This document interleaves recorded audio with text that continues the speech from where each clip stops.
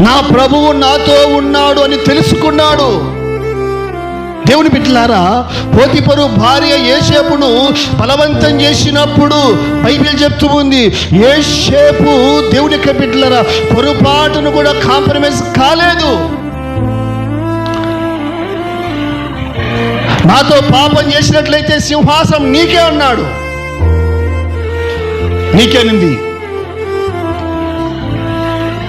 యోసేపు తెలుసు ఆ దర్శనం, ఆ కళ చిన్న వయసులోనే, యవన వయసులోనే ప్రభువు దర్శించిన విధానము, దర్శనములో చూపించినటువంటి విధానము, ఓ ఆకాశంలో నక్షత్రాలు, సూర్యుడు, చంద్రుడే నమస్కారం చేసినట్లుగా, పొలానికి వెళ్తే పొలములో ఉన్నటువంటి వెన్నులు, కట్టలు నమస్కారం చేసినట్లుగా, ఇవన్నీ కూడా దర్శనములో ప్రభువు చూపించాడు.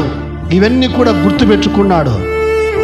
చూపించిన ప్రభువు మర్చిపోకుండా దేవుని యొక్క బిడ్డలారా యోసేపుకు తోడుగా ఉండి సింహాసనం మీద కూర్చుండబెట్టాడు. గట్టిగా చప్పట్లు కొట్టండి. హల్లెలూయా.